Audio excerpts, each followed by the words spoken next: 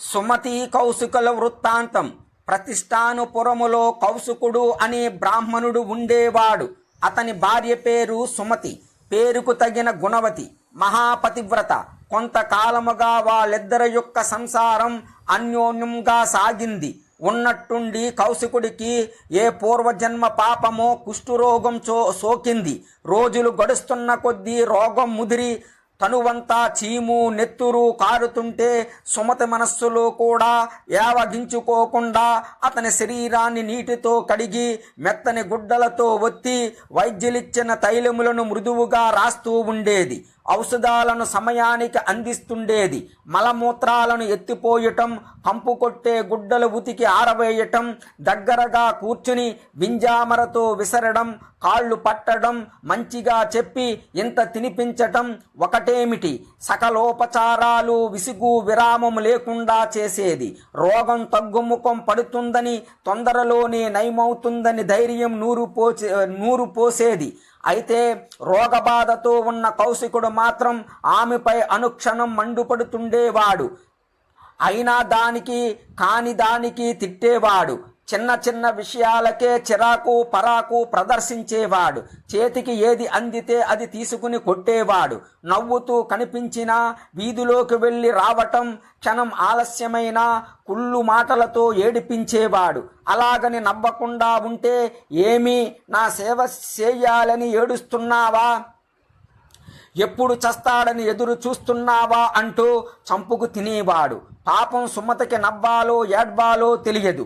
ఇది రోగ లక్షణం కాబోలు అనుకుని అలాగే సహనముతో, ప్రేమతో, భక్తితో సంవత్సరాల తరబడి సేవలు చేస్తూనే ఉంది.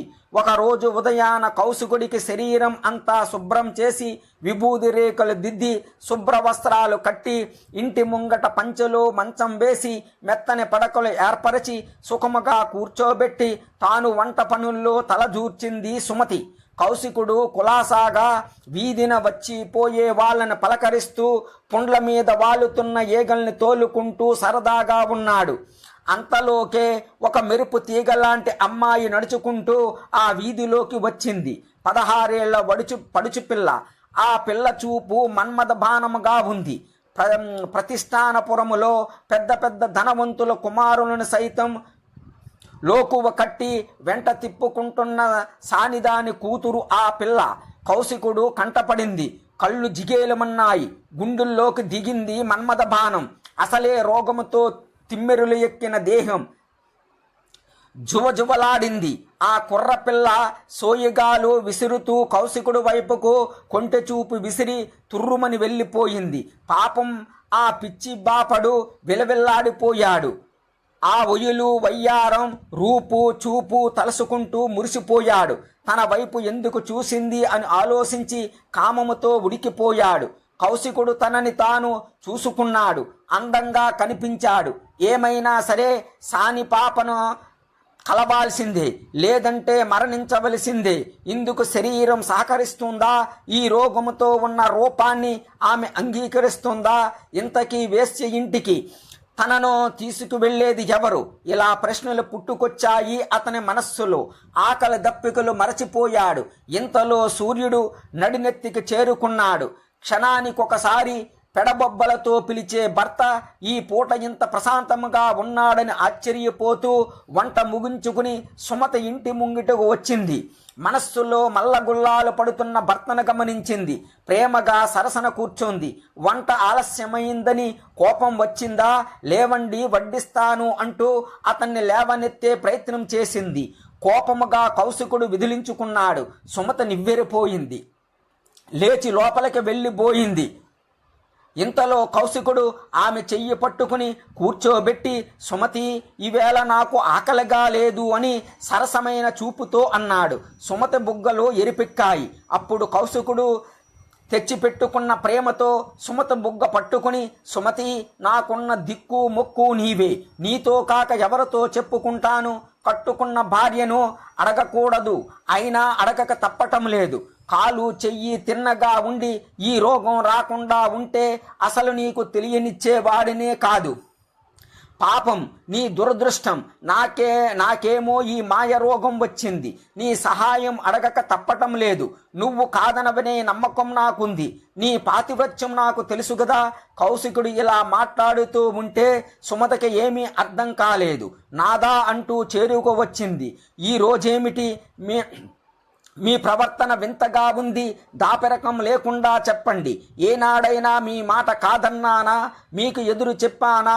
మీరు ఏది కోరినా మంచి చెడులతో నాకు సంబంధం లేదు. శక్తి మేరకు తీర్చటం నా ధర్మం. సంశయించకండి. మీ మనస్సులో ఉన్నదేమిటో ఆజ్ఞాపించండి. నా ప్రాణం అర్పించి అయినా సరే మీ కోరిక నెరవేరుస్తాను. మీ ఆనందమే నా ఆనందం, మీ సంతోషమే నా సంతోషం. త్వరగా చెప్పండి అన్నది. ఈ మాటలతో కౌశికుడికి ధైర్యం వచ్చింది. సుమతి, ఇది ఏమో విధి వైపరీత్యములా ఉంది. దైవలీలలన్నీ చిత్ర విచిత్రముగా ఉంటాయి. ఆరోగ్యం అన్ని విధాలా బాగున్న రోజుల్లో, నిండు యవ్వనములో ఏ రోజు కలగనది? ఈ రోజు కలిగింది నాకు ఆ కోరిక. ఎంత వింత సుమతి! మన వీధికి ఏనాడైనా సానిపాపల రాగా నీవు చూశావా, విన్నావా? అదే ఆశ్చర్యం. ఇందాక ఒక సాని పాప మన వీధిలో నడుచుకుంటూ వెళ్ళింది. మన ఇంటి ముందు క్షణం నిలబడి కొంటె చూపిల్ని నా గుండెల్లో గుర్చి వెళ్ళింది. నా మనసంతా కలచివేసింది. ఇప్పుడు శరీరములో కొత్త రోగం ప్రవేశించింది. ఆ రోగం పోవాలంటే సాని పాపను కలవవలసిందే. ఇప్పుడు నేను శారీరకంగా మన ఇంట్లో ఉన్నాను, కానీ మానసికంగా సాని పాప ఇంటి గదిలో ఉన్నాను. చకచకా నడిచి వెళ్ళగలిగిన శక్తి లేదు. మాయ రోగం నా కళ్ళు చేతులు తినేసింది అంటూ దుఃఖవదనముతో చెప్పాడు. నాదా, ఇంత చిన్న పనికి హైరాణ పడతారెందుకు? నేను ఏమనుకుంటాను అనే చింతన వదిలివెయ్యండి. నేను మీ కొరకై జీవిస్తున్న వ్యక్తిని. మీ ముఖములో ఇలాంటి కాంతి, తేజస్సు నేను చూసి ఎన్నాళ్ళయ్యిందో. మీ ఆనందం కన్నా నాకు ఏమి కావాలి? దానికోసం నేను ఏమి చెయ్యమన్నా చేస్తాను. కాళ్ళు చేతులు ఆడటం లేదని, నడవలేనని బాధపడకండి. నేను తీసుకువెళతాను. భుజాలపై కూర్చోబెట్టుకుని మీకు ఏ శ్రమ కలగకుండా హాయిగా తీసుకువెళతాను. ముందు లేవండి, భోజనం చెయ్యండి, కాసేపు విశ్రాంతి తీసుకోండి. ఈలోగా సాయంకాలం అవుతోంది. స్నానము చేయించి, పట్టు వస్త్రాలు కట్టించి, చందన సుగంధ ద్రవ్యాలు చల్లి మిమ్మల్ని అలంకరించి సానివాడకు తీసుకుని వెడతాను. నాది బాధ్యత. లేవండి, భోజనం చేద్దురుగాని అంటూ సుమతి భర్తను ప్రేమగా అనునయంగా మాట్లాడుతూ లేవనెత్తింది. కౌశికునకు ఏదో కొత్తగా శక్తి ఆవరించినట్లయింది. లేచేందుకు తన ప్రయత్నం తాను చేశాడు. పూర్తిగా సుమతిపై వాలిపోకుండా తనకు తాను నిలబడటానికి ప్రయత్నం చేశాడు. సుమతి, ఒక చేత్తో నిన్ను పట్టుకుంటాను, ఒక చేత్తో గోడ పట్టుకుంటాను. ఈ పాటి ఆసరా నాకు చాలు. ఏదో కొత్త శక్తి ఆవరించింది నన్ను. నెమ్మదిగా వస్తాను, నన్ను తొందర పెట్టకు అని తన ప్రయత్నం తాను చేశాడు. చిన్నగా నడుచుకుంటూ వంటగదిలోకి వెళ్ళాడు. సుమతి కాళ్ళు కడిగి తుడిచి పీట వేసి కూర్చోబెట్టింది. వండినవి విస్తరిలో వడ్డించి ముద్దలు చేసి పెడుతూ ప్రేమగా తినిపించింది. ఆనందముతో మాట్లాడబోయిన కౌశికుడికి పొలమారింది, దగ్గు వచ్చింది. సుమతి కంగారుతో అతని మాడుపై చిన్నగా తడుతూ నెమ్మదిగా తినండి, ఇంకా చీకటి పడటానికి చాలా సమయం ఉంది అంటూ అతని చేత మంచినీళ్లు త్రాగించింది. కౌశికుడు కళ్ళల్లో నీళ్లు తిరిగాయి. కంఠాన్ని సవరించి సర్దుకున్నాడు. సుమతి ముఖములో చిరునవ్వు మెరిసింది. మరోవైపు తిరిగి ఎడమ చేత్తో పెరుగు అందుకుని అతనికి వడ్డిస్తూ అతన్ని కవ్వించాలని, బహుశా సాని పాప మిమ్మల్ని తలుచుకుంటుందేమో అంది.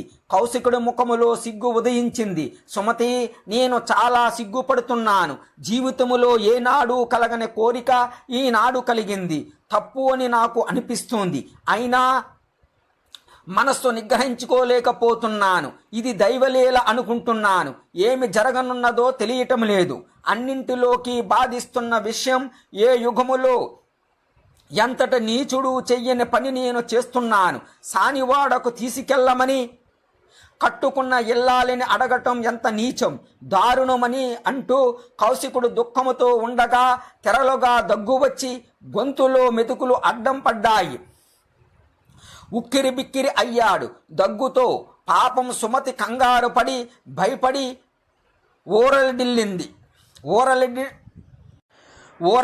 ఊరడిల్లండి అంటూ మంచినీళ్లు అందించింది. ముక్కు మూతు తుడిచింది. చేతులు కడిగి కాళ్లను తడి చేత్తో తుడిచింది.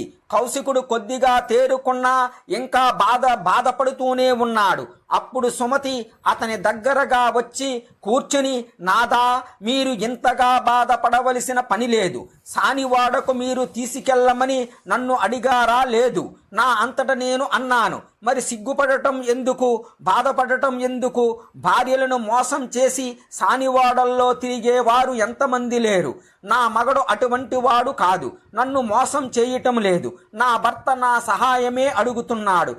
ఇది నాకు గర్వకారణం. ఈ పరిస్థితులలో మీకు ఇలాంటి కోరిక కలగటం కేవలం కామవాంఛని నేను అనుకోవటం లేదు. మీరన్నట్లుగా ఇదేదో దైవలీల. లేవండి, మంచం మీద కూర్చోబెడతాను. కాసేపు నడుం వాల్చండి.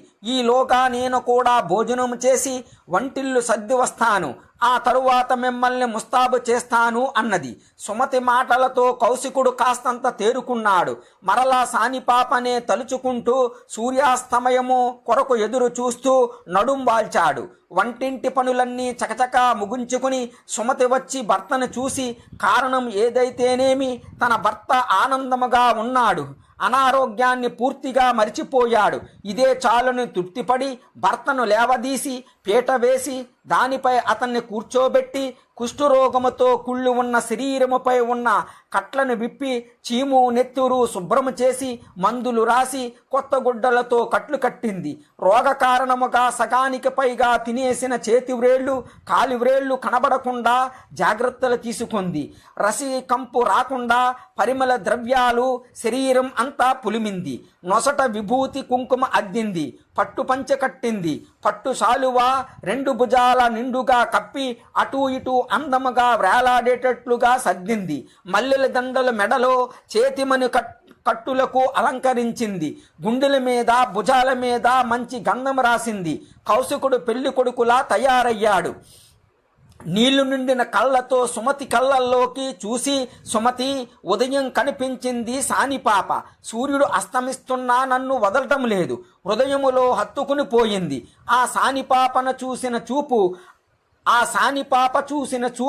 చూపు ఆమెను పొందలేకపోతే నేను బ్రతకలేను అన్నాడు. సుమతి హఠాత్తుగా ఏదో జ్ఞాపకం వచ్చినట్లు ఇంట్లోకి వెళ్ళి అద్దం తెచ్చి భర్తకు చూపించింది. మందగించిన చూపుతో కౌశికుడు అద్దములో తన బింబాన్ని చూసి మురిసిపోయాడు. వేశ్యలకు బంగారం ప్రాణమంటారు కనుక తన మెడలో ఉన్న కాసుల హారాన్ని తీసి భర్త మెడలో వేసింది. నాదా, సూర్యాస్తమం అవుతోంది, ఇంకా బయలుదేరుదాం. వేశ్యవాటిక మనింటికి చాలా దూరం, మధ్యలో శ్మశానం దాటాలి. బయలుదేరుదామని కొంగు బిగించి కొంత ధనాన్ని మూటకట్టుకుని మంచానికి చేరువులో నేల మీద కూర్చుంది. కౌశికుడు మంచం మీద నుండి ముందుకు జరిగి ఆమె మెడకు అటూ ఇటూ కాళ్ళు వేసి సర్దుకుని కూర్చున్నాడు. ఊతగా ఆమె శిరస్సును పట్టుకున్నాడు. నేలకు చేతులు ఆనించి సుమతి అతి ప్రయత్నం మీద లేచింది. భర్త కాళ్లను చేతులతో అదిమి పట్టుకుని బరువుగా అడుగులు వేస్తూ బయలుదేరింది. దారిలో కనిపించిన వారినందరినీ కౌశికుడు సరదాగా పలకరిస్తున్నాడు. వింతగా ఇకిలిస్తూ ఉన్నాడు. చూసిన వాళ్ళంతా ఇతనికి పిచ్చి పట్టిందేమో అనుకున్నారు. తెలిసిన వాళ్ళు ఏమాయే, కౌశిక ఎందాక అంటే మాత్రం సమాధానం చెప్పకుండా దాటవేస్తున్నాడు. సుమతి మాత్రం ఇక్కడికే వ్యాఘాలికి అని అంటోంది. ఇంతలో చీకట్లు కమ్ముకున్నాయి. ఊరు దాటి శ్మశానములోకి అడుగుపెట్టారు. కౌశికుడిలో ఉత్సాహం రెట్టింపయ్యింది. గుర్రం మీద స్వారీ చేస్తున్నట్లుగా కాళ్ళు అటూ ఇటూ ఆడిస్తూ వెకిలిగా వింతగా ప్రవర్తిస్తున్నాడు. అడ్డంగా వచ్చిన చెట్ల కొమ్మలను, రెమ్మలను, లతలను కాళ్లతో చేతులతో ఆడిస్తూ ఉన్నాడు. తలకు తగిలే చెట్ల కొమ్మల నుండి తప్పించుకుంటూ ఉన్నాడు. గర్వముగా నవ్వుకుంటున్నాడు. పైబరువుల కదలికలతో సుమతి కాళ్ళు తడబడుతున్నాయి. అప్పుడప్పుడు తూలిపడబోతోంది. చెట్ల కొమ్మలు గీసుకుంటున్నా కాళ్ళ క్రింద ముళ్ళు రాళ్ళు ఉన్నా లెక్క చేయకుండా నడుస్తోంది. ఎటు చూసినా కారు చీకటి. ఏనాడు చూసి ఎరుగని ప్రాంతం, దారి ఎటో తెలియని స్థితి. అడుగుదామంటే ఎవ్వరూ కనిపించడం లేదు, అయినా నడుస్తోంది. ఇంతలో చంపేశావురా నీచుడా అంటూ మూలుగు లాంటి కేక వినిపించింది. భారంగా ఆ మాట వినిపించింది. సుమత నివ్వెరపోయింది. ఎవరది అంటూ ఆ మూలుగు వినిపించిన వైపుకు చూసింది. చేరువులోనే మానవ శరీరం కొరత వేయబడి కొన ఊపిరితో కొట్టుమిట్లాడుతున్న వ్యక్తి కనబడ్డాడు. చీకటిలో ఎవరో పోల్చుకోలేకపోయింది. సుమతి ఎవరు స్వామి తమరు అంది భయం భయముగా. నన్నే గుర్తుపట్టలేకపోయావా? నేను మాండవ్య మహర్షిని. ఈ దేశం ఏలే మహారాజు గర్వాంధుడై నాకు చౌర్యం అంటగట్టి కొరత వేయించాడు. పరమాత్మని ధ్యానం చేసుకుంటూ ప్రాణాల పోకడకు ఎదురు చూస్తున్నాను. నీ భుజాల మీద స్వారీ చేస్తున్న ఈ దుష్టుడు నా తలపై తన్నాడు. ప్రాణం జిల్లార్చుకుపోయింది. మహర్షనే మర్యాద లేదు, మనిషనే గౌరవం లేదు, చావుకి సిద్ధంగా ఉన్నాననే దయ లేదు. దీనికి వీడు శిక్ష అనుభవించవలసిందే. వీడు సూర్యోదయం అయ్యేలోగా మరణించవలసిందే. ఇది నా శాపం అన్నాడు. పాపం సుమత నిలువునా ఉనికిపోయింది. మహర్షి మహర్షి అంటూ రెండు చేతులు జోడించి కన్నీరు మున్నూరుగా విలపిస్తూ పాదాలపై బడి ప్రాధేయపడలేని స్థితిలో ఉన్నాను. నా భుజాలపైనున్నది ఎవరో కాదు, నా భర్త కౌశికుల వారు. మేము మీకు తెలియని వాళ్ళం కాదు. వీరి ఆరోగ్యం బాగున్న రోజుల్లో తమరికి నేను చాలా మార్లు అతిథి మర్యాదలు చేసుకున్నాను. ఇటీవలే ఈ రోగముతో ఈయన ఇలా ఉన్నారు. కుష్ఠరోగముతో పరితపిస్తున్నారు. పాపం ఏమి చేస్తున్నారో వారికి తెలియటం లేదు. కాళ్ళు చేతులు తిమ్మిరిలెక్కి పాపం స్పర్శ జ్ఞానాన్ని కోల్పోయారు. వీరి చిన్ని కోరిక తీర్చడానికి నేను భుజాల మీద మోసుకెళ్తున్నాను. పాపం పొరబాటున వీరి కాలు మీ శిరస్సుకు తగిలింది. కళ్ళు కనిపించిన చీకటి ఇది. తెలిసి చేసిన పొరపాటు కాదు, కావాలని చేసిన అవమానము కాదు. మిమ్మల్ని అర్చించి ఆశీస్సులు పొందవలసిన వాళ్ళం. తెలిసి అవమానిస్తామా? అవమానిస్తే మాకు ఒరిగేదేమిటి? మహర్షులు అనుగ్రహిస్తే మహారోగాలు సైతం ఉపశమింపజేసుకోవచ్చు. ఈ ఆశతో అర్చిస్తాము, కానీ అవమానిస్తామా? తెలియక జరిగిన ఈ తప్పు కాయండి. నా అవస్థ చూస్తున్నారు కదా. మూలిగే నక్క మీద పిడుగు పడ్డట్లుగా అయ్యింది నా పరిస్థితి. వైదవ్యం భరించలేను. దయచేసి శాపం ఉపసంహరించండి. ఆరోగ్యం కుదుట పడేటట్లు ఆశీర్వదించండి. జన్మ జన్మలకు మీకు రుణపడి ఉంటాను అన్నది. మాండవ్యుడు బాధతో మూలిగాడు. అతని నోటు నుండి, చెవుల నుండి, ముక్కు నుండి రక్తం ధారలుగా కారుతూ, అతని భుజాల నుండి కారుతూ నేల మీద మడుగులు కట్టింది. మహర్షి, మీ పరిస్థితి దయనీయముగా ఉంది. చివరి దశలో ఉన్న మీకు ఏ ఉపకారము చేయలేకపోతున్నాను. ఇది గృహస్థాశ్రమానికే విరుద్ధం. ఇందుకు సిగ్గుపడుతున్నాను. నా భర్తను ఈ నేల మీద దించలేను. దించి మళ్ళీ భుజాల మీద ఎత్తుకోలేను. అసక్తురాలిని, నన్ను క్షమించండి. మహారాజు గర్వాంధుడు. వాళ్ళకు చెవులే కానీ కళ్ళు ఉండవు. సరే, కారణం ఏదైతేనేమి, మీరు ఈ భవసాగరము నుంచి మరికొద్ది సేపట్లో విముక్తులు కాబోతున్నారు. యోగ విద్యాపారంగతులు. మీరు అంతరగ్నిని ప్రజ్వలింపజేసుకుని బ్రహ్మగంధితో ముక్తి మార్గాన పయనించగలరు. ఉపాధి తాలూకు నస్వరత్వం మీకు తెలియంది కాదు. ఈ సమయములో నా భర్తను శపించి, అదీ రోగముతో ఉన్న బ్రాహ్మణుని శపించి నా నొసట వైధవ్యాన్ని లిఖించడం భావ్యం కాదు. కొరతతో మీ ప్రాణాలు తలబడుతున్నాయి. బరువుతో నా పరిస్థితి అలాగే ఉంది.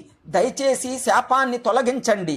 తెలిసి చేసినా తెలియక చేసినా తప్పులకి దండన ఉండాలంటే ఇంకో శాపం ఏదైనా ఇవ్వండి. నేను వైధవ్యం భరించలేను. స్వామి, దయచూపండి. శిరస్సు వంచి చేతులు జోడించి నమస్కరిస్తున్నాను. ఇదే సాష్టాంగ నమస్కారం అనుకోండి అన్నది. అప్పుడు మహర్షి ఆమెతో, సాధ్వి, నీ పతిసేవా పరాయణత్వమునకు సంతోషపడుతున్నాను. అయినా ఇచ్చిన శాపం తొలగించలేని అసక్తుణ్ణి. ఇది కూడా దైవలీల. అందుకే నా నోటు నుండి శాపం అలా వచ్చింది. వెంటనే శిరస్సు ఉరక్కలైపోవుగాక అని నేను అనలేదు కదా. సూర్యోదయం వరకు వ్యవధి ఉంది కదా. ప్రయత్నించు. నీ భర్తను కాపాడుకోగలుగుతావు. నీ పాతివ్రత్యమే నీకు శ్రీరామ రక్ష. వెళ్ళిరా, శుభమగుగాక అన్నాడు. అప్పుడా సుమతి, చాలు మహర్షి చాలు, ఇంతటి ఆశీస్సులు ఇచ్చారు, ఇంక నాకు భయం లేదు. కానీ ఉపచారములు చెయ్యవలసిన సమయములో మిమ్మల్ని ఈ శ్మశానములో ఒంటరిగా వదిలి వెళుతున్నాము. మన్నించండి. మీకు ఉత్తమగతులు కలగాలని ఇష్టదైవాన్ని ప్రార్థిస్తున్నాను. సెలవు అంటూ బయలుదేరింది. సుమతి భారముగా ఊపిరి పీల్చింది. చుట్టూ అంతా దుర్గంధం. భర్త పాదాలను 2 చేతులతో స్పృశించింది. కళ్ళకు అద్దుకుంది. మరలా నడక సాగించింది. ఇంత జరిగినా కౌశికుడు ఏమీ పట్టనట్లుగా ఉన్నాడు. పెద్ద పెట్టున విరగబడి నవ్వుతూ ఉన్నాడు. ఆ కదలికలకు సుమతి కాళ్ళు తడబడుతున్నాయి. కంగారు పడింది. 2 పాదాలు పట్టుకుని స్వామి, నాదా అని పిలిచింది. అప్పుడు కౌశికుడు, నడు తొందరగా సానిపాప ఇంటికి చేరేసరికి తెల్లవారేలాగా ఉంది అన్నాడు కౌశికుడు. తెల్లవారితే తన భర్త తనకు లేడు. ఏమిటి చెయ్యటం? ఏముంది, ఒకటే దారి, సూర్యోదయాన్ని అడ్డుకుంటే సకల సృష్టి అల్లకల్లోలమవుతుంది. ఏమైతేనేమి, నా భర్త నాకు ముఖ్యం. సుమతి త్వరగా ఒక నిశ్చయానికి వచ్చింది. ఈ రేయి తెల్లవారకుండుగాక.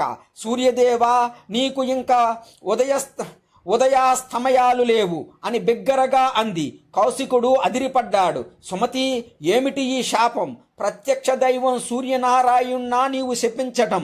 నా కామవాంఛను పొడిగించడం కోసం ఈ రాత్రిని అనంతముగా పొడిగిస్తున్నావా?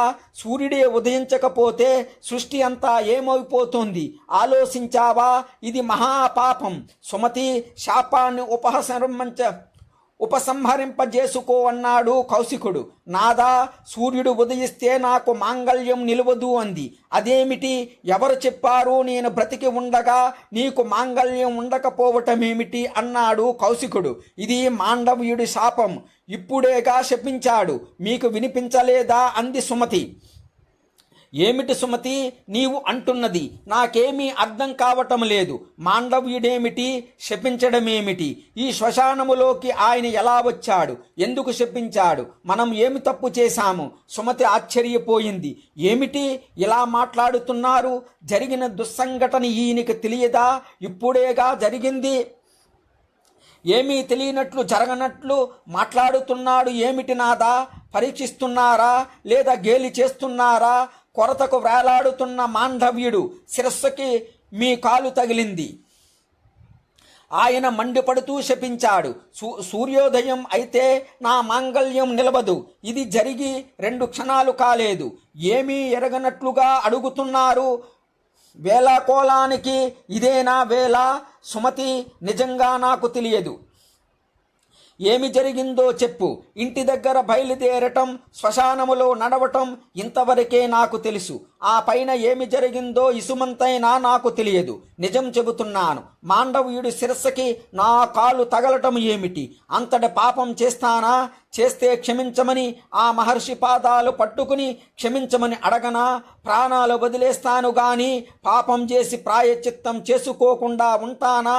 ఏ జన్మలో ఏ పాపం చేశానో ఈ మహారోగం అనుభవిస్తున్నాను. తెలిసి ఇంకా పాపాలు చేస్తానా? అసలు ఏమి జరిగింది చెప్పు అన్నాడు. సుమతి నివ్వెరపోయింది. క్షణం క్రింద కళ్ళ ఎదుట జరిగిన సంఘటన నాథుడికి తెలియదు. ఇది మరొక దైవలీల. నిజమే తెలిసి ఉంటే అంతసేపు నోరు మూసుకుని కూర్చుంటాడా? కనీసం క్షమించండి స్వామి అనడా? సరే అని అనుకుని జరిగినదంతా నాథుడికి వివరించింది. కౌశికుడు సిగ్గుపడ్డాడు, భయపడ్డాడు. సుమతి, వేశ్యాలేదు, గీస్యాలేదు. వెంటనే వెనక్కి వెళ్ళిపోదాం. మాండవ్యుడి కొరత దగ్గరకు నన్ను తీసుకెళ్ళు. మాండవుడు బ్రతికి ఉంటే క్షమించమని అడుగుతాను. మృత్యువుకు భయపడి మాత్రం కాదు, అధర్మానికి సిగ్గుపడుతున్నాను. ఇంతకీ నా కామవాంఛ ఇన్ని దురవస్థలు తెచ్చిపెట్టింది. నిన్ను అవస్థలు పెడుతున్నాను, నేను అవస్థలు పడుతున్నాను. శాపం కొని తెచ్చుకున్నాను. ఇంక నేను జీవించేది కొన్ని గడియలు మాత్రమే. క్షణం వృధా చేయవద్దు. తొందరగా మాండవ్యునికి క్షమాపణ చెప్పి ఇల్లు చేరుకుందాం. హరినామస్మరణతో చివరి గడియలు గడుపుతాను. పద అన్నాడు. పాపం సుమతి వెనక్కు మళ్ళింది. పిచ్చి ఆవేశమేదో ఆమెను ఆవరించింది. త్వరగా నడిచింది. పరిచయం లేని ప్రదేశం, కారు చీకటి, దుర్గంధం, లోపల ఆందోళన దారి తప్పింది. ఎంత తిరిగినా ఎటు తిరిగినా మాండవ్యుడి కొరత ప్రదేశం కనిపించలేదు. నాథా, ఈ శ్మశానములో మాండవ్యుడి శరీరం ఎక్కడుందో కనిపించడం లేదు. దారి మారి ఊరి దారిలో వచ్చేశాం అంది. సుమతి, నీవు ఏనాడైనా గుమ్మం దాటిన దానవా? ఎంత హింసిస్తున్నాను. పోనీలే, ఇంటికి వెళదాం. మాండవ్యుడు ఇచ్చిన శాపానికి తిరుగులేదు. కాలయాపన చెయ్యకుండా పదపద అన్నాడు. సుమత ఇంటికి చేరుకుని ఇంటి ముంగిట ఉన్న పంచెలోనున్న మంచంపై అతన్ని దింపింది. తాను పెరట్లోకి వెళ్ళి బావి వద్ద నీళ్లతో కాళ్ళు కడుక్కుని తడి చేతులతో భర్త కాళ్ళు చేతులు ముఖం తుడిచింది. అప్పటికి కౌశికుడు ధ్యానములోకి వెళ్ళిపోయాడు.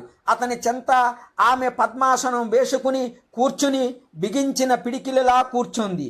ఉపదేశం పొందిన మంత్రాన్ని ప్రాణాయామ పూర్వకముగా అనుసంధానం చేసింది. సూర్యరథం తూర్పు కొండకు అవతల భాగములో ఆగిపోయింది. సారథి ఆ నూరుడు కొరడా జులిపించాడు. గుర్రాలు కదలలేదు. తోక నిక్కించి చెవులు రిక్కించి దిక్కులు పిక్కటిల్లేలాగా గుర్రాలు సెకిలించాయి. సకల శక్తులు కూడగట్టుకుని 7 గుర్రాలు ఒక్కసారిగా ప్రయత్నించాయి.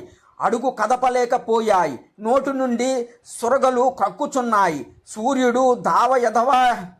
సూర్యుడు తోలు అన్నాడు. సారథి ఆ నూరుడు లంఘించండి అన్నాడు. గుర్రాలు కదలలేదు.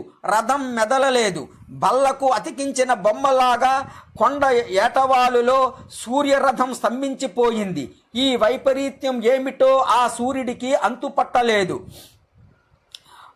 మందేహాది రాక్షసులు సూర్యరథాన్ని చుట్టుముట్టారు. భీకర రూపములతో భయంకరముగా గర్జిస్తూ రథాన్ని పట్టుకోవటానికి సిద్ధముగా ఉన్నారు. సూర్యభగవానుడు దివ్య దృష్టితో చూశాడు. విషయం అర్థమయ్యింది. సారథి అయిన ఆ నూరునితో, అనురా, ఇది పతివ్రతా మహత్యం. సుమతి కరుణిస్తే తప్ప మన రథం కదలదు. గుర్రాలను విప్పి నీవు కూడా విశ్రాంతి తీసుకో. ఇది మనకు అయాచితముగా దొరికిన అవకాశం. విశ్రమించు. మన రథం కదలాలి. భూలోకములో ఉషోదయం అవ్వాలి. నైష్టికులు అర్ఘ్యాలు వదలాలి. అప్పటి వరకు ఈ మందేహాది రక్కసుల అలజడి తప్పదు. చూస్తూ ఉందాం ఏమి జరగనున్నదో అన్నాడు. ఆ నూరుడు చిరునవ్వులు చిందించాడు. భూలోకములో ప్రాణికోటి మేల్కొంది. ఇంకా సేపట్లో చీకట్లు తొలగుతాయని ఎదురు చూస్తోంది. సరోవరాలలో స్నానాలు చేసి నిలబడిన నైష్టికుల చేతుల నుండి అర్ఘ్యజలాలు జారిపోయాయి. ఎంతకు అరుణోదయం కాకపోవటముతో ఇదేదో ప్రళయం అనుకుని గట్ల మీదకు చేరుకున్నారు. చెట్ల మీద పెట్టల కోకువలు వినిపిస్తున్నాయే తప్ప ఏ పిట్ట గూడు వదిలి బయటికి రాలేదు. పువ్వులు రేకులు విప్పటం లేదు. పద్మాలలో తుమ్మెదలు గుంజుకుంటున్నాయి. పశువులు అంబా అంబా అంటూ అరుస్తున్నాయి. లేగదూడలు ఆకలి అరుపులకు అవి మరింత గుంజుకుంటున్నాయి. కోడి కూసి జాము అయినా ఇంకా వెలుగు రేకులు రాలేదేమో అని రైతులు విస్తుపోస్తున్నారు. పొలాలకు చేరేవారు దారిలో గుంపులుగా గుమిగూడి చర్చించుకుంటున్నారు. ముంగిళ్లలో కల్లాపు జల్లిన ఇల్లాండ్రు ముగ్గు బట్టలతో నిలబడి ఇంకా తెల్లవారలేదేమి అని పలకరించుకుంటున్నారు. గంటలు గడుస్తున్న కొద్దీ అందరిలో కలవరం పెరుగుతోంది. ఇంతలోకి ఎవరో గాలిలో పుకారు లేవదీశారు. ఇదేదో ప్రళయమట, ఇవాల్టితో ఇంక సరి అంట అని ఊరూరా రకరకాల పుకార్లు లేవదీశారు. భూగోళం అంతా ఆహాకారాలు చెలరేగాయి. మానవులు కన్నా దేవతలు మరింతగా కలవరపడ్డారు. సూర్యోదయం ఆగిపోతే కాలాన్ని కొలిచేదిలాగా, నిత్య నైమిత్తిక కర్మలు జరిగేదిలాగా పాడి పంటలు అంతరించిపోతాయి. యజ్ఞ యాగాదులు నిలిచిపోతాయి. ప్రజలకే కాదు మనకు నైవేద్యములు అర్పించేవారు ఉండరు. ఇంతకీ ఈ విపరీతానికి కారణం ఏమిటి అని దేవతలందరూ దేవగురువైన బృహస్పతిని శరణు అన్నారు. ఆయన దివ్య దృష్టి సారించి కారణం చెప్పాడు. అయితే సుమతిని ప్రసన్నురాలుగా చేసుకోవటం ఎలాగా? మాండవ్య శాపాన్ని మళ్లించడం ఎలాగా? ఏమీ పాలుపోలేదు. బ్రహ్మ దగ్గరికి పరుగులు తీసి వెళ్ళారు. అప్పుడు బ్రహ్మ ఆలోచించి వారితో, ఇది ఒక పతివ్రత చేసిన ప్రతిజ్ఞ. తన భర్త ప్రాణాలు కాపాడుకునేందుకు సూర్యోదయాన్ని నిషేధించింది. ఆమె పాతివ్రత్యం ముందు మన శక్తియుక్తులు సరిపోవు. మరొక పతివ్రత ఎవరైనా పూనుకోవాలి. అత్రి మహర్షి భార్య అనసూయాదేవి మహాపతివ్రతామ తల్లి, కరుణామయి. అందరూ వెళ్ళి శరణు వేడండి, లోకహితం కోరి ఉపకారం చెయ్యమని అర్థించండి. సుమతికి వచ్చిన ఆపదను తీర్చి ప్రతిజ్ఞను మళ్లించగల సమర్థురాలు ప్రయత్నించండి అన్నాడు బ్రహ్మ. దేవతలందరూ హుటాహుటిన అత్రి మహర్షి ఆశ్రమం చేరుకున్నారు. అనసూయాదేవి పాదములకు సాష్టాంగ నమస్కారములు చేశారు. లోకానికి వచ్చిన ఉపద్రవాన్ని తొలగించమని వేడుకున్నారు. అంతా విని ఆ తల్లి గంభీర వదనముతో నిశ్శబ్దముగా తల ఊపి తమ పర్ణశాలలోకి వెళ్ళిపోయింది. ఇంద్రాది దేవతలు అవాక్కయ్యారు. ఆశ్రమములో అల్లంత దూరాన ఒక గున్నమామిడి చెట్టు కింద జపం చేసుకుంటున్న అత్రి మహర్షిని చేరుకున్నారు. మీరే కాపాడాలని ప్రాధేయపడ్డారు. సూర్యోదయం కాకపోతే జరిగే ప్రమాదాలన్నీ ఆయనకు ఏకరువు పెట్టారు. బ్రహ్మదేవుని ఆజ్ఞతోనే ఇలా వచ్చామని విన్నవించారు. అనసూయమ్మ అంతా విని లోపలికి వెళ్ళిపోయింది. మాకు భయముగా ఉంది, రక్షించు మహర్షి అంటూ దేవతలంతా మూకుమ్ముడగా కాళ్ళ మీద పడ్డారు. అత్రిముని చిన్నగా నవ్వి అనసూయాదేవిని పిలిచాడు. లోకోపకారం కొరకు దేవతలంతా ప్రాధేయపడుతున్నారు, ఒక్కసారి వెళ్ళి సుమతితో మాట్లాడమని అన్నాడు. ఆ అనుమతి కోసమే ఎదురు చూస్తున్నట్లుగా సరే అంది. పతిపాదాలకు నమస్కరించి ఆకాశ మార్గాన దేవతలంతా వెంటరాగా బయలుదేరింది సుమతి. సుమతి ఇంటి ముందు నిలిచి ఇంటి ముంగిట పంచెలో ధ్యాననిష్టలో నిమగ్నమై ఉన్న దంపతులను చూసింది. దేవతలందరినీ దూరముగా ఉండమని తానొక్కతే శబ్దం చేయకుండా వెళ్ళి సుమతి ముందు కూర్చుంది. మంచం మీద కుష్ఠరోగ పీడితుడైన కౌశికుడు ధ్యాన సమాధనిష్టలో ఉన్నాడు. పాదముల చెంత పద్మాసనములో సుమతి తల మీద చేయి వేసి ప్రేమగా నిమిరింది అనసూయమ్మ. ఉపాస్య దేవత ముగ్గురమ్మల మూలపుటమ్మ అనుగ్రహించి సహస్రార కమలములో కరుణారస సృష్టి కురిపించిన అనుభూతి కలిగింది సుమతికి. ధ్యాన సమాధి నుండి బయటపడాలంటే ఇంతకు ముందు ఎంతో కష్టపడవలసి వచ్చేది. ఇప్పుడేమో సడలింపు తానంత తానుగా కలిగింది. కన్నులు విప్పారాయి. ముంగిట అమోఘ తేజస్సు. ఏమిటి పొరపాటున సూర్యోదయం కాలేదు కదా? క్షణకాలం సుమతిలో చైతన్యం నిలిచిపోయింది. కాదు, ఇది సూర్యకాంతి కాదు, అలాగని చంద్రతాపము కాదు, కన్నులకు కనిపించని కాంతి. ఆధ్యాత్మిక సాధనలో అనుభవం ఉన్న వారికి మాత్రమే తెలిసేది. పాతివ్రత్యం అనుగ్రహించిన వెలుగు. సుమతి పోల్చుకుంది. మరోసారి మృదువుగా తల నిర్మిరింది అనసూయాదేవి. సుమతి కళ్ళల్లో నీళ్లు తిరిగాయి. అప్రయత్నముగా చేతులు జోడించి నమస్కరిస్తూ అమ్మ ఒడిలో వాలి అమ్మా అంటూ బావురుమంది. అనసూయ గంభీర వదనముతో చిరునవ్వుతో తల పంకిస్తూ సుమతి తల నిమురుతూనే ఉంది. పిచ్చి తల్లి, ఎందుకంత భయం? మేమంతా లేమా? ఈ సృష్టిలో నీ ఒక్కతవే ఒంటరి దానవని అనుకుంటున్నావా? లేచి ముఖం తుడుచుకో, ఇదిగో చూడు ఎవరెవరు వచ్చారో అంది. అమ్మా, బాబయ్య గారు కూడా వచ్చారా? అత్రిముని వచ్చాడేమో, అతిథి మర్యాదలు చెయ్యాలి కదా అనుకుని తలపైకెత్తి చూసింది సుమతి.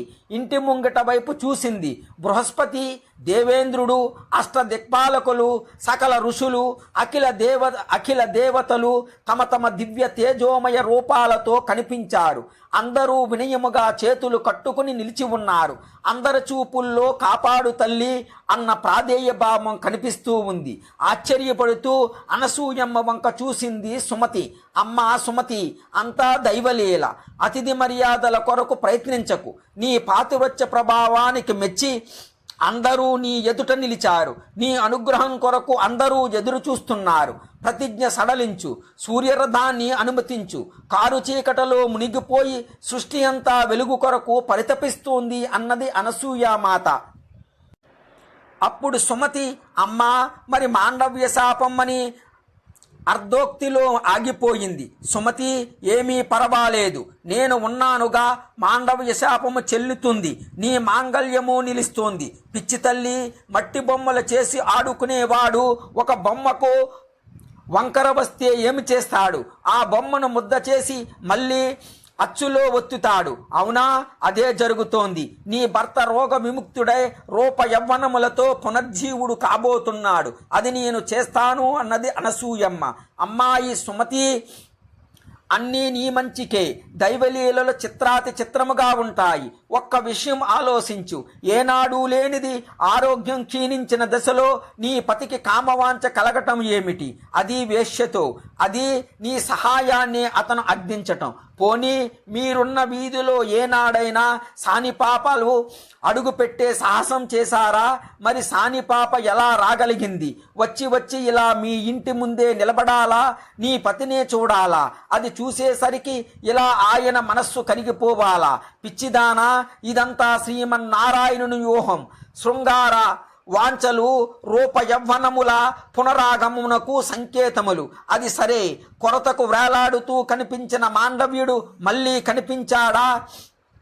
10 గజాల దూరం మాత్రమే నడిచావు, వెనక్కి మళ్ళావు. అంతలోనే దారి తప్పి పోవాలా? ఆలోచించు. అడుగో మాండవ్య మహర్షి బృహస్పతి చాటున నిలబడి ఉపద్రవానికి తన శాపమే కారణము అనుకుని సిగ్గుపడుతున్నాడు. తానే కర్తని అనుకుంటున్నాడు. పాపం, ఎంతటి జ్ఞానులకైనా ఈ భ్రమలు తొలగువు కదా. నీ భర్తకు రోగానుభవ కాలం ఆగిపోయింది. పూర్వజన్మల పాపనిధులు కడిగిపోయాయి. ఇప్పుడు రోగ విముక్తుడు కావాలి. అందుకొరకు విధి పన్నిన వ్యూహం ఇది. ఇందులో ఆ సాని పిల్ల, ఈ మాండవ్యుడు పరికరాలు మాత్రమే. తల్లిగా నా మాట విశ్వసించు. నీ పాతివ్రత్యం లోకానికి వెల్లడి అయ్యింది. నీకు పతిసేవా పరాయణత్వం లభించింది. ఇన్నాళ్ళు రోగిష్టి భర్తతో నానా అవస్థలు పడ్డావు. ఇక నుంచి నీ జీవితములో అంతా పండు వెన్నెలే. లేచి సూర్యరథానికి అనుమతి ప్రసాదించు. నా తపస్సు దారపోసి అయినా నీ మాంగళ్యాన్ని నిలబెడతాను. ధ్యాననిష్టలో ఉన్న నీ భర్త నిద్ర నుండి మేల్కొన్నట్లుగా సంపూర్ణ ఆయురారోగ్యాలతో దివ్య తేజస్సుతో సుందర రూపముతో లేచి కూర్చుంటాడు అన్నది అనసూయ సాధ్వి. సుమతి సరేనని ఊపిరి బిగించి కళ్ళు మూసుకుని సూర్యుని ధ్యానించింది. సూర్యగమనముపై విధించిన ఆంక్ష సడలించింది. సూర్యరథం కదిలింది. తూర్పు దిక్కున వెలుగు రేఖలు మెల్లమెల్లగా విచ్చుకుంటున్నాయి. సృష్టి అంతా క్రమంగా చైతన్యం పుంజుకుంది. ధ్యాన సమాధిలో కూర్చున్న కౌశికుడు మంచం మీదకు ఒరిగిపోయాడు. అనసూయాదేవి లేచి నిల్చుంది. దేవతల వైపుకు చూసింది. దేవతలంతా మాండవ్యముని వైపు చూశారు. ఆయన తల పంకించాడు. యమధర్మరాజు 2 అడుగులు ముందుకు వేసి తన అభయహస్తం చూపించాడు. అనసూయాదేవి కౌశికుడి శరీరాన్ని 2 చేతులతో ఆపాద మస్తకము సృశించింది. అప్పుడు అనసూయమ్మ గంభీర వదనముతో ఇలా అంది: రూప, శీల, వాక్కు, అలంకారములతో నేను పరపురుషుణ్ణి, భర్తృ సమానుడుగా చూడని దానినే అయితే ఈ బ్రాహ్మణుడు ఆరోగ్యవంతుడై పునర్జీవించుగాక. త్రికరణ శుద్ధిగా నిత్యము భర్తను ఆరాధించిన దాననే అయితే ఈ ద్విజుడు సంపూర్ణ ఆయురారోగ్యములతో పునర్జీవించుగాక. కౌశికుడు కళ్ళు తెరిచాడు. ఎదురుగా అనసూయమ్మ కనిపించింది. అమ్మా అంటూ ముకిలిత హస్తాలతో లేచి నిలుచున్నాడు. కళ్ళు మూసుకుని కూర్చున్న ఉన్న సుమతికి భర్త గొంతు వినిపించింది.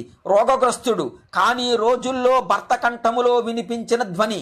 కళ్ళు తెరిచింది.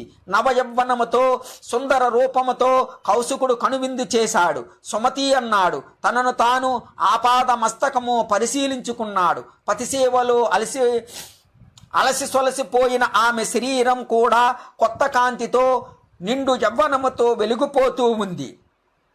ఆమె శరీరం మీద ఆభరణములు అన్నీ తలుక్కుమని మెరుస్తూ ప్రత్యక్షమయ్యాయి. సుమతి ఒక నవవధువులా మారిపోయింది. అనసూయమ్మ తన వైపే చిరునవ్వులు చిందిస్తూ సిద్విలాసముగా తన వైపే చూస్తోంది. సుమతికి ఒక్కసారిగా సిగ్గు ముంచుకొచ్చింది. వీధి వాకిలి వైపు చూసింది. దేవతలు మాయమైనారు. ఇంటి లోపలకు చూసింది. కొత్త కాంతులతో, రంగవల్లికలతో, పచ్చని తోరణములతో కలకలలాడుతూ ఉంది. పాత్ర సామాగ్రి తలతలమని మెరిసిపోతున్నాయి. సుమతి కౌశికుల ఆనందానికి అవధులు లేవు. తల్లి, అమ్మ అంటూ అనసూయాదేవికి పాదాభివందనం చేసుకున్నారు. సుమతి కౌశికుల దంపతులు అర్ఘ్యపాదాలతో పూజించారు. అతిథి మర్యాదలు జరిపారు.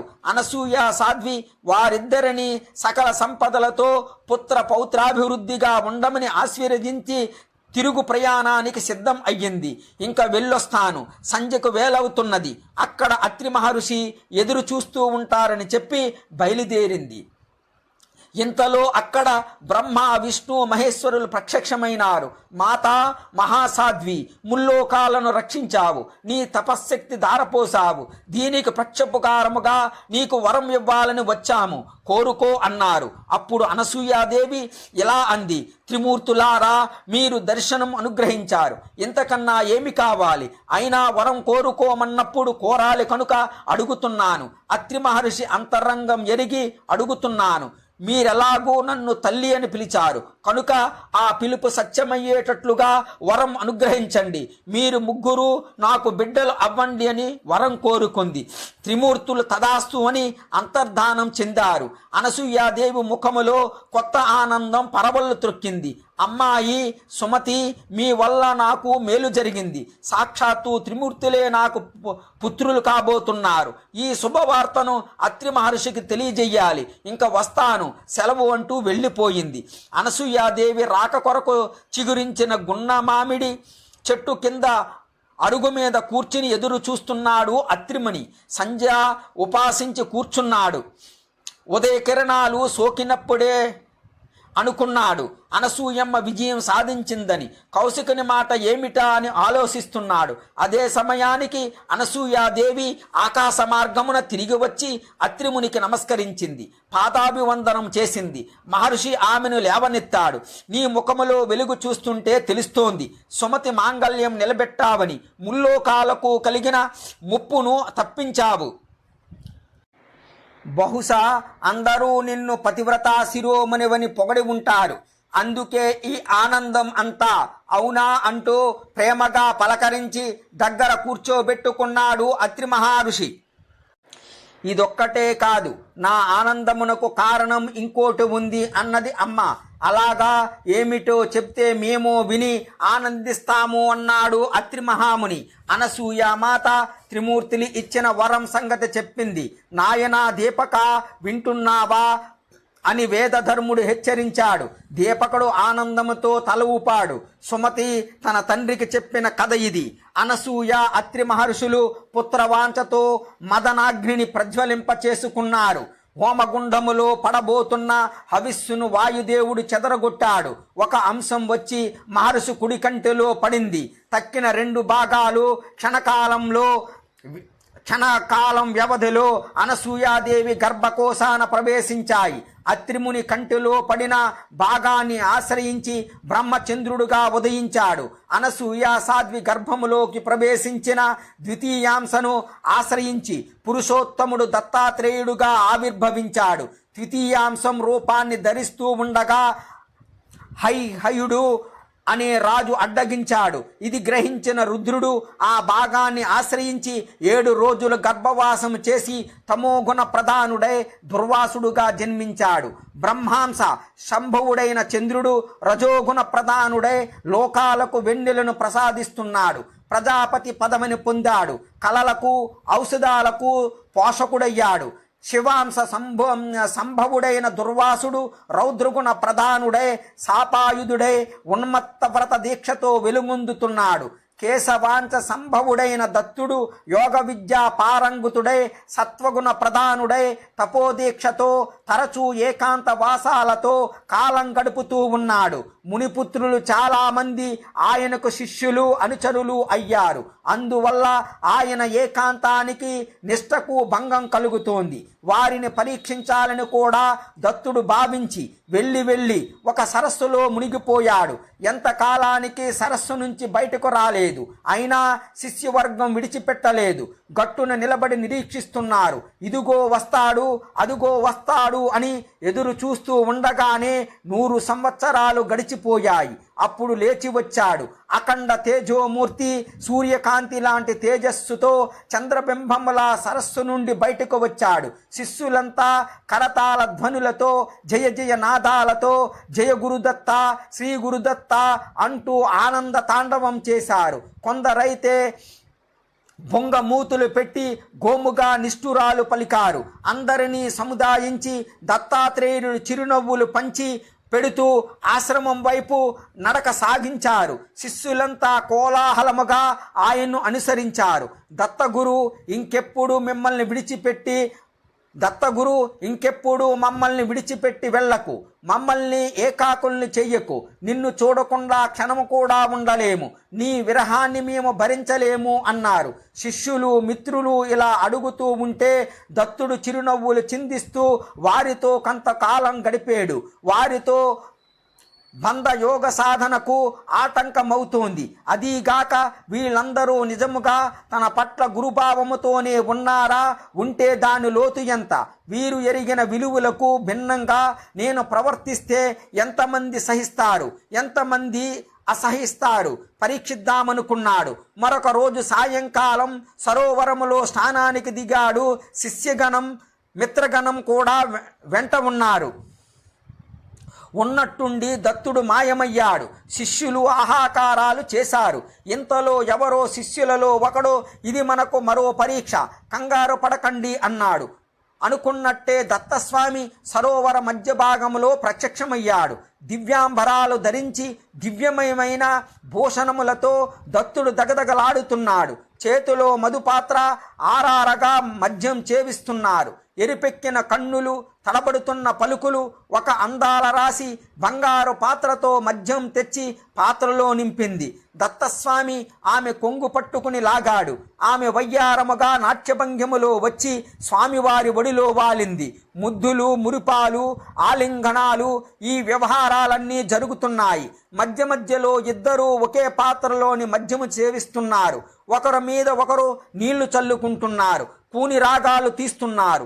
గిలిగింతలు పెట్టుకుంటున్నారు. విరగబడి నవ్వుకుంటున్నారు. ఒకరి మీద ఒకరు వాలిపోతున్నారు. బొగ్గలు కొరుక్కుంటున్నారు, నెట్టుకుంటున్నారు. అంతలోకే మళ్ళీ దగ్గరకు లాక్కుంటున్నారు. గట్టుపై నిలబడి వింతగా చూస్తున్న శిష్యులు మిత్రులు గుసగుసలాడుకుంటున్నారు. ఏమిటి దారుణమని ముక్కున వేలేసుకుంటున్నారు. ఇతడ్నా మనం గురువుగా నమ్మింది, ఇతడా మనకు మోక్షం ప్రసాదించేది, యోగ సాధనంటే ఇదేనా? మద్యపానము మదవతీ గానమునా? అయ్యయ్యో, ఎంత పొరపాటు చేశాం, ఎన్ని వందల సంవత్సరాలు వ్యర్థం చేసుకున్నాం. అందరి మనస్సులో ఇదే ఆలోచన బయలుదేరింది. పదండి పదండి అనుకున్నారు. అందరూ సరస్సు వైపు తిరిగి చేత్కారాలు చేస్తూ కొందరు, మెటికలు విరుస్తూ కొందరు, ముక్కును వేలేచుకుంటూ కొందరు, మొత్తం మీద అందరూ ఈ ఆశ్రమం పరిసర ప్రాంతాలలోనే మనం ఉండకూడదు, దూరంగా పోదాం పదండి అనుకుంటూ వెళ్ళిపోయారు. దత్తాత్రేయుడు అమ్మయ్య అనుకున్నారు. మాయా మదవతిని మధు పాత్రను ఉపసంహరించాడు. నీళ్ల మీద నడుచుకుంటూ వచ్చి గట్టుకు చేరుకున్నాడు. ఆశ్రమములోకి ప్రవేశించి యోగనిష్టలో కూర్చున్నాడు. తండ్రి, విన్నావు కదా, నీ మనస్సులో చాలా సందేహాలు తలెత్తేయని నాకు తెలుసు. మహాయోగికి సాధ్యాసాధ్యములు లేవు. అతడు సాధారణ నియమాలన్నిటికీ అతీతుడు. తన యోగ సిద్ధి కోసం అన్నింటినీ వదులుకుంటాడు, ఏదైనా చేస్తాడు. సృష్టి అంతా అతనికి ఒక ఆట బొమ్మ. ఒక్కొక్క బొమ్మతో కాసేపు ఆడుకుంటాడు. మరుక్షణములో దానినే నిర్దాక్షిణ్యముగా కాలదన్నుతాడు. ఆయన దేనికి లోను కాడు. తండ్రి, దేనిని ఆశించినా వాయువుకి అంటులేనట్లే మహాయోగులకు కూడా ఏ దోషాలు అంటవు. వారేది చేసినా అది ఒక క్రీడ మాత్రమే. ఈ రహస్యం తెలియాలంటే యోగ సాధనలో ఒక మెట్టైనా ఎక్కాలి. లేకపోతే ఆ శిష్య బృందాల వలె అపర్ధాలతో అసహ్యంతో పారిపోవలసి వస్తుంది. తెలుసుకోగలిగిన వారు గురు కటాక్షానికి పాత్రులై ముక్తి పొందుతారు. అలా పొందిన వారు చాలామంది ఉన్నారు. అందులో కార్తవీర్యార్జునుడు ఒకడు. తండ్రి, దత్తయోగీంద్రుడిని తలచుకుంటే చాలు సకల పాపాలు పటాపంచులవుతాయి. ముక్తికాంత స్వయముగా మన ఎదురు నిలుస్తోంది. తండ్రి, విన్నావు కదా, నీ మనస్సులో చాలా సందేహాలు తలెత్తాయని నాకు తెలుసు. మహాయోగికి సాధ్యాసాధ్యములు లేవు. అతడు సాధారణ నియమాలన్నిటికీ అతీతుడు. తన యోగ సిద్ధి కోసం అన్నింటినీ వదులుకుంటాడు, ఏదైనా చేస్తాడు. సృష్టి అంతా అతనికి ఒక ఆట బొమ్మ. ఒక్కొక్క బొమ్మతో కాసేపు ఆడుకుంటాడు, మరుక్షణములో దానిని నిర్దాక్షిణ్యముగా కాలదన్నుతాడు. ఆయన దేనికి లోనుకాడు. తండ్రి, దేనిని ఆశించినా వాయువుకి అంటలేనట్లే మహాయోగులకు కూడా ఏ దోషాలు అంటవు. వారేది చేసినా అది ఒక క్రీడ మాత్రమే. ఈ రహస్యం తెలియాలంటే యోగ సాధనలో ఒక మెట్టైనా ఎక్కాలి. లేకపోతే ఆ శిష్య బృందాల వలె అపార్థాలతో అసహ్యంతో పారిపోవలసి వస్తోంది. తెలుసుకోగలిగిన వారు గురు కటాక్షానికి పాత్రులై ముక్తి పొందుతారు. అలా పొందిన వారు చాలామంది ఉన్నారు. అందులో కార్త వీర్యార్జునుడు ఒకడు. తండ్రి, దత్తయోగేంద్రుడని తలసుకుంటే చాలు సకల పాపాలు పటాపంచులవుతాయి. ముక్తికాంత స్వయముగా మన ఎదురు నిలుస్తోంది. తన కుమారుడు ఎంతగా చెబుతుంటే తండ్రికి నమ్మిక నెమ్మదిగా కుదురుతోంది. నాయనా సుమతి, అంతో ఇంతో అనుభవం ఉండి సాత్విక మార్గములో తపస్సు చేసుకునే మునికుమారులే దత్తుడి లీలలో అర్థం చేసుకోలేక దూరమయ్యారంటే ఇక నేనెంత, నా తెలివి ఎంత? దత్తుని లీలలు అత్యద్భుతముగా ఉన్నాయి. ఇంకా వినాలనిపిస్తున్నది. సుమతి, త్రిమూర్తి స్వరూపుడైన దత్తుని కనిన అనసూయాత్రి దంపతులు ఎంత పుణ్యాత్ములో, వారి తపోమహిమ ఎంత గొప్పదో కదా అని అడిగాడు. అప్పుడు సుమతి ఇలా చెబుతున్నాడు. తండ్రి, అత్రి మహర్షి ఋగ్వేదములోని శాఖ పంచమ మండలాల్ని తన తపోమహిమతో దర్శించగలిగాడు. ఆ వేద భాగములో అగ్నిలింగ స్థుతి, అమరేంద్ర ప్రస్తావన మొదలైన అంశాలు ఉండటం వల్ల అది ఐహిక ముస్మికాలు రెండింటినీ నిరుపద్రవముగా సాధించగల సామర్థ్యం కలది. ఒకసారి కృతయుగములో రోగాలు పెచ్చు పెరిగి ప్రాణిలోకానికి హాని అవుతుంటే అత్రి మహానుభావుడే ఆయుర్వేదమనే ఉపదేశాన్ని సందర్శించి ప్రాణికోటికి అందించాడు. మరొకప్పుడు మనువు చేత బోధింపబడిన ధర్మశాస్త్రం దుర్వగాహంగా ఉందని ప్రజలంతా చింతిస్తూ ఉంటే తేట మాటలతో తానే స్వయముగా ఒక ధర్మశాస్త్ర స్మృతిని ప్రవేశపెట్టాడు. మరొకప్పుడు దేవదానవ యుద్ధములో సూర్యచంద్రులు శత్రువులకు బందీలైన కారణముగా లోకం అంధకారమయం కాగా దేవతల ప్రార్థన వల్ల ఆ మహానుభావుడే తానే సూర్యచంద్రుడు అయ్యి లోకాలకు వెలుగు అందించాడు. అలా అత్రి మహర్షి లోక కళ్యాణ నిమిత్తమై చేసిన అద్భుత కృత్యాలు ఎన్నింటినని మనం చెప్పుకోగలం. ఇక అనసూయ సాధ్వి గురించి చెప్పాలంటే అద్వితీయ పాతివ్రత్య రూప మహాద్భుత తపః పరమావధి అయిన అమ్మ చేసిన మహత్తర కృత్యాలకు సాటి లేదు. ఒకప్పుడు ఎండలు విపరీతమయ్యి గంగా నది ఎండిపోతే అనసూయమ్మ మునుజనుల సౌకర్యార్థమై నదిని మరలా పునర్జీవింపచేసింది. మరొకప్పుడు మహాక్షామం సంభవించి నేలలో మొలకన్నది కూడా లేకుండా మాడిపోతూ ఉంటే అనసూయ సాధ్వి అనేక వందల వేల మంది మునుజనులకు తానే స్వయముగా వడ్డించింది. వారందరికీ కందమూల ఫలాలు ఇచ్చి పోషించింది. ఇంకొకసారి పాపరహితులైన జనుల స్పర్శ వల్ల గంగాదేవి తన పతివ్రతను కోల్పోయి నల్లబడగా ఆ తల్లి తన కమండలములోని జలాన్ని చల్లి గంగాదేవి కాలుష్యాన్నంతా క్షణములో భస్మం చేసింది. ఇలాంటి మహాకార్యాలు చాలా చేశారు ఆ పుణ్య దంపతులు. అంతటి పుణ్య దంపతుల తపోతేజోవంతుల గారాల బిడ్డడే మన దత్తుడు. అంతేకాదు తండ్రి, త్రిమూర్తులు వారి గర్భాన్ని జన్మించటానికి ఇంకా కారణాలు ఉన్నాయి. విను, చెబుతాను. ఒకనాడు నారదుడు త్రిలోకాల్లో తిరుగుతూ బ్రహ్మ విష్ణు మహేశ్వరుల నివాసాలకు వెళ్ళి అనసూయ సాధ్వి గొప్ప ధనాన్ని పొగుడుతూ ఉన్నాడు. ఏం చిత్రమో గాని ముల్లోకాలు ఏలే ముగ్గురు అమ్మలకు సామాన్య మానవ మాతృరాలను పొగుడుతూ ఉంటే అసూయ బయలుదేరిందట. దాంతో వారు ఆమెను పరాభవించాలనే ఉద్దేశంతో ఇనుప గుండ్లను సృష్టించి అవి వడ్డించమని నారదుని చేతికిచ్చి పంపారట. నారదుడు ఇనుప గుండ్లను తీసుకుని వృక్షాద్రిపై తపస్సు చేస్తున్న అత్రి అనసూయల ఆశ్రమానికి వచ్చి అత్రి అనసూయల మహత్యాన్ని వేణోళ్ళ పొగిడి తన దగ్గరున్న శనగలు అమ్మ చేతికిచ్చి అవి వండి పెట్టమని ప్రార్థించాడట. అవి మాత్రం ఇనుప గుళ్ళలా ఉన్నాయి. అనసూయ మాత చేతి స్పర్శ వాటికి తగలగానే వాటిలో కఠినత్వం పోయిందట. అమ్మ తన సంకల్ప బలంతో వాటిని అవలీలగా మ్రగ్గించి నారదుని చేతికిచ్చిందట. క్రమముగా అవి కమ్మని సువాసనలు వెదజల్లాయట. నారదుడు పరమానందభరితుడై సెలవు తీసుకుని వెళ్ళిపోయాడు.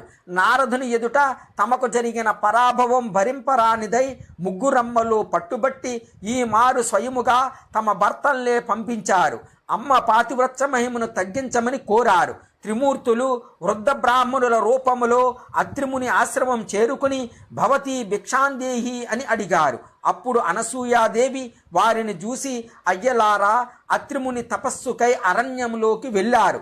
వారు వచ్చేంత వరకు కూర్చుని మా ఆతిథ్యాన్ని స్వీకరించమని కోరింది.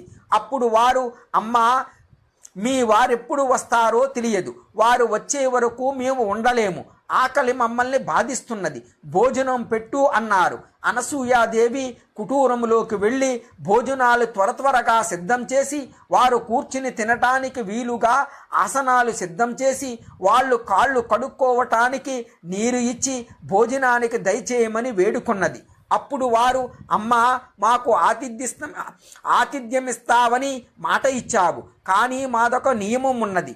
నీవు కట్టుకున్న బట్టలను విడిచి నగ్నంగా మాకు వడ్డిస్తేనే మేము భోంచేస్తాము అన్నారు. అప్పుడు అమ్మ ఆలోచించి ధర్మాధర్మాల మధ్య చూసిన వీరు సామాన్యులు కారని తలచి, అయ్యలారా, అలాగే వడ్డిస్తాను, దయచేయమని వేడుకున్నది. అనసూయాదేవి కుటీరము లోపలికి వెళ్ళి అత్రి మహర్షి పాదుకులకు నమస్కరించి, స్వామి గృహస్థుల ఇంటికి దేహి అని వచ్చిన వారికి చేతనైనది సమర్పించవలనని నియమం. అట్లుగాక ఆ నియమాన్ని మీరితే ఆకలితో తిరిగి వెళ్ళిపోయిన వారు గృహస్థుల పుణ్యాన్ని తీసుకుని పోతారు అన్నది శాస్త్రవాక్యము. కనుక నేను వారు నా బిడ్డలనే భావముతో భోజనం వడ్డిస్తానని చెప్పుకుని నగ్నముగా భోజనం వడ్డించటానికి వెళ్ళేసరికి ఆ ముగ్గురు పసిపిల్లలై కేరింతలు కొడుతూ ఉన్నారు. అప్పుడు అమ్మకు స్తన్యం వచ్చింది. బట్టలను ధరించి ముగ్గురు పసిబాలురను 3 ఉయ్యాలలో పడుకోబెట్టి జరిగిన కథనే జోలగా పాడుతూ ఉంది అమ్మ. ప్రపంచాన్ని సృష్టి చేసి అలసిన వాడిలా బ్రహ్మ జగత్తు పాలించి సాలిపోయిన వానిలా విష్ణువు హాయిగా ఉయ్యాలలో ఆదమరిచి నిద్రపోతున్నారు. ఇంతలో అత్రి మహర్షి వచ్చి జరిగింది తెలుసుకుని వారిని స్తుతించాడు. అతని స్తోత్రములకు తృప్తి చెందిన త్రిమూర్తులు తమ తమ నిజ రూపాలతో దర్శనమిచ్చారు. అత్రి మహర్షి అనసూయాదేవితో, దేవి, వీరు నీ పాతివ్రత్యం పరీక్షించడానికి వచ్చారు. నీకు కావలసిన వరం కోరుకో అన్నాడు. అప్పుడు అనసూయాదేవి, పాపుల్ని ఉద్ధరించటానికి, లోక కళ్యాణ నిమిత్తం ధర్మాన్ని సంరక్షించడం కొరకు మీ ముగ్గురు పుత్రులుగా జన్మించాలని కోరిక అంది. ఇంతలో అక్కడ ముగ్గురమ్మలు ప్రత్యక్షమై సిగ్గుతో తలలు వంచుకున్నారు. అప్పుడు త్రిమూర్తులు, చూశారా అమ్మ మహిమ అని తమ తమ భార్యలతో అన్నారు. వారు మరింత సిగ్గుతో తలలు దించుకున్నారు. అప్పుడు త్రిమూర్తులు అమ్మతో, అమ్మా, మేము మీకు సంపూర్ణముగా దత్తత చేసుకుంటున్నాము. అలనాడు సుమతి కౌశికుల విషయములో మీకు వరం ఇచ్చాం కదా అని దివ్యమైన అనుగ్రహాన్ని ప్రసాదించారు. అట్టి వరప్రభావం వల్లనే అనసూయ గర్భాన్ని ధరించి త్రిమూర్తులను తన బిడ్డలుగా చేసుకోగలిగింది అని సుమతి తన తండ్రితో త్రిమూర్తుల ఆవిర్భావానికి గల పుణ్యగాథను వినిపించాడు. సుమతి కౌశికుల వృత్తాంతం. ప్రతిష్టానుపురములో కౌశికుడు అనే బ్రాహ్మణుడు ఉండేవాడు. అతని భార్య పేరు సుమతి. పేరుకు తగిన గుణవతి, మహాపతివ్రత. కొంతకాలముగా వాళ్ళిద్దరి యొక్క సంసారం అన్యోన్యంగా సాగింది. ఉన్నట్టుండి కౌశికుడికి ఏ పూర్వజన్మ పాపమో కుష్ఠరోగం సోకింది. రోజులు గడుస్తున్న కొద్దీ రోగం ముదిరి తనువంతా చీము నెత్తురు కారుతుంటే సుమతి మనస్సులో కూడా ఏవగించుకోకుండా అతని శరీరాన్ని నీటితో కడిగి మెత్తని గుడ్డలతో ఒత్తి వైద్యులిచ్చిన తైలములను మృదువుగా రాస్తూ ఉండేది. ఔషధాలను సమయానికి అందిస్తుండేది. మలమూత్రాలను ఎత్తిపోయటం, కంపు కొట్టే గుడ్డలు ఉతికి ఆరవేయటం, దగ్గరగా కూర్చుని వింజామరతో విసరడం, కాళ్ళు పట్టడం, మంచిగా చెప్పి ఇంత తినిపించటం ఒకటేమిటి, సకలోపచారాలు విసుగు విరామం లేకుండా చేసేది. రోగం తగ్గుముఖం పడుతుందని, తొందరలోనే నయమవుతుందని ధైర్యం నూరు పోసేది. అయితే రోగబాధతో ఉన్న కౌశికుడు మాత్రం ఆమెపై అనుక్షణం మండుపడుతుండేవాడు. అయినా దానికి కాని దానికి తిట్టేవాడు. చిన్న చిన్న విషయాలకే చిరాకు పరాకు ప్రదర్శించేవాడు. చేతికి ఏది అందితే అది తీసుకుని కొట్టేవాడు. నవ్వుతూ కనిపించినా వీధిలోకి వెళ్ళి రావటం క్షణం. సుమతి కౌశికుల వృత్తాంతం. ప్రతిష్టానుపురములో కౌశికుడు అనే బ్రాహ్మణుడు ఉండేవాడు. అతని భార్య పేరు సుమతి. పేరుకు తగిన గుణవతి, మహాపతివ్రత. కొంతకాలముగా వాళ్ళిద్దరి యొక్క సంసారం అన్యోన్యంగా సాగింది. ఉన్నట్టుండి కౌశికుడికి ఏ పూర్వజన్మ పాపమో కుష్ఠురోగం సోకింది. రోజులు గడుస్తున్న కొద్దీ రోగం ముదిరి తనువంతా చీము నెత్తురు కారుతుంటే సుమతి మనస్సులో కూడా ఏవగించుకోకుండా అతని శరీరాన్ని నీటితో కడిగి